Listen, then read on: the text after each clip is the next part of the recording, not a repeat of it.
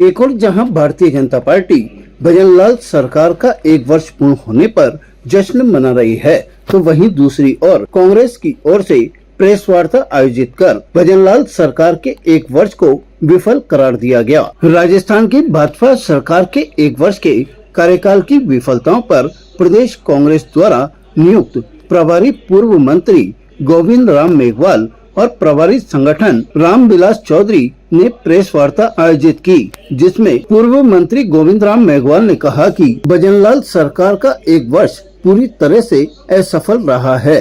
इस वर्ष में महिलाओं पर अत्याचार हुए हैं, तो वहीं युवाओं को रोजगार नहीं मिल रहा है। उन्होंने कहा कि भजनलाल सरकार में खुद भजनलाल की नहीं चल रही है। सरकार का प्रशासनिक अधिकारियों पर कोई नियंत्रण नहीं है और प्रशासनिक अधिकारी हैं कि उन्होंने लूट मचा रखी है। मेघवाल ने कहा कि 40 क्विंटल मूंगफली की खरीद को बढ़ाकर 80 क्विंटल की जानी चाहिए, ताकि इससे किसानों को राहत मिल सके। वहीं उन्होंने गहलोत सरकार की योजनाएं बंद करने पर भी नाराजगी जताई। उन्होंने कहा कि भजनलाल सरकार का 1 वर्ष पूर्व मुख्यमंत्री अशोक गहलोत द्वारा जो जन कल्याणकारी योजनाएं चलाई गई थी, उन्हें बंद करने में ही बीत गया। वहीं उन्होंने संविधान निर्माता डॉक्टर भीमराव अंबेडकर पर गृह मंत्री अमित शाह द्वारा की गई टिप्पणी पर भी नाराजगी जाहिर की। उन्होंने कहा कि भारतीय जनता पार्टी की ओर से संविधान को बदलने का प्रयास किया जा रहा है।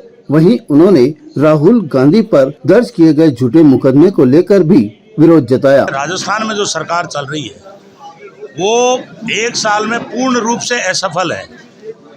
महिलाओं पे अत्याचार हो रहे हैं, रोजगार नहीं मिल रहा है और मुख्यमंत्री जी की सरकार में नहीं चल रही है। वो हो सकता है व्यक्तिगत भले हों, लेकिन सरकार बिल्कुल फेल्योर है। ब्यूरोक्रेसी हावी है। प्रशासन में जो अधिकारी उन्होंने लूट मचा रखी है। भयंकर अवैध खनन हो रहा है, भयंकर लूट मची हुई है और जो समर्थन मूल्य में खरीद हो रही है उसमें भयंकर भ्रष्टाचार हो रहा है। प्रति किसान 10-10, 12-12 हज़ार रुपये समर्थन मूल्य में लेते हैं। 40 क्विंटल की जो मूंगफली की खरीद हो रही है, हमारा ये कहना है कि उसको बढ़ाया जाए। कम से कम 70-80 क्विंटल जो है मूंगफली खरीद होनी चाहिए। और अगर किसी भी क्षेत्र में देखेंगे जो अशोक गहलोत जी की योजनाएं थी, वो सारी योजनाएं इन्होंने बंद कर दी है। आज 25 लाख का इलाज होता था फ्री, वो बंद पड़ा है। खेत के अंदर 2000 ट्यूबवेल बिजली फ्री मिलती थी, वो लगभग बंद है। 200 यूनिट बिजली घर में फ्री मिलती थी, वो बंद है। इंदिरा रसोई का इन्होंने नाम बदलने का काम किया है। हमारी जितनी भी जन कल्याणकारी योजनाएं थी उनका नाम बदल दिया इन्होंने।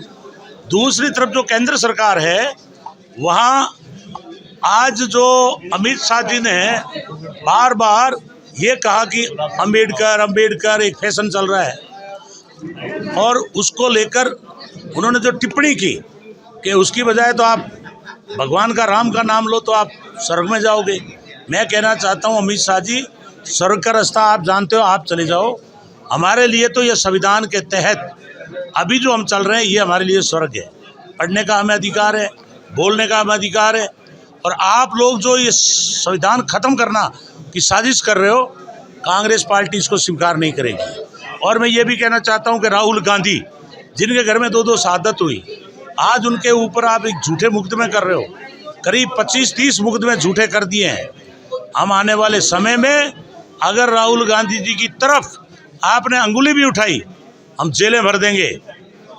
और ये कांग्रेस पार्टी वो पार्टी है जो पहले अंग्रेजों से लड़ी थी, और ये जो लोग हैं जो अपने आप को राष्ट्रभक्त कहते हैं, इनका आज़ादी में कोई रोल नहीं है। ये गोडसे के बताए रास्ते पे चल रहे हैं, हिंसा करवा रहे हैं, पत्रकारिता ख़त्म कर रहे हैं, लोगों की आज़ादी ख़त्म कर रहे हैं। जो भी इनके विरुद्ध बोलता है उनके यहाँ ईडी और इनकम टैक्स भेजते हैं। और सबसे बड़ा घोटाला ईवीएम का है, फर्जी वोटिंग करके और सरकार हथिया ली इन लोगों ने।